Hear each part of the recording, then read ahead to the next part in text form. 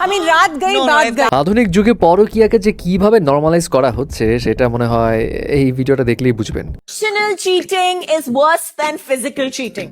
বিষয়টা হলো, আপনি যদি রিলেশন চলাকালীন অন্য কারোর সাথে শারীরিক সম্পর্ক করেন সেটা তাদের মতে ঠিক আছে, কিন্তু মনের দিক দিয়ে যদি কাউকে ঠকান ইমোশনালি, এইটা অনেক বাজে কাজ। এই যুক্তিতে কাজল, টুইঙ্কেল খান্না এবং কারণ জোহার সবাই নরমালাইজ হিসেবেই নিচ্ছে। তারা সবাই এক দলে। তাদের দাবি ফিজিক্যাল চিটিং এটার কোনো কিছুতেই তেমন যায় আসে না, কিন্তু মনের দিক দিয়ে যদি কাউকে ঠকাও তাইলে সেটা খুব খারাপ। কিন্তু জাহ্নবীর যুক্তি কি? তিনি বললেন, ভাই এটা কোনো কথা হইলো? দুইটা চিটিংই তো খারাপ। রাত গাই বাদ গাই, রাত শেষ মানে সব শেষ, এটা তো হয় না। এটা কোনো যুক্তির মধ্যেই পড়ে না।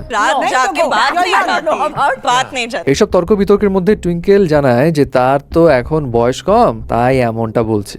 একটু বয়স বাড়তে দাও, খুব জলদি সেও আমাদের মতোই একই চক্করে পড়ে আসবে। ওয়েল, এই আচরণের পর নেটিজনরা তো পুরাই ফায়ার। তাদের কথা যে কিভাবে তারা এই বিষয়টাকে এত নরমালাইজ করছে। আবার অনেকে জাহ্নবীর কথাকে খুব পজিটিভলি নিচ্ছে, যেখানে তিনজনের বিরুদ্ধে গিয়ে সে একাই দাঁড়িয়ে আছে। সে লয়ালিটি এবং ভালোবাসার প্রায়োরিটিকে ভ্যালু দিচ্ছে। সো এই বিষয়টাকে সবাই প্রশংসা করছে। বাকি এদের যে কাহিনী, মানে কাজল, টুইঙ্কেল খান্না আর কারণ জোহার, এগুলোর দিকে সবাই বলছে ভাই এরাই সমাজকে নষ্ট করছে।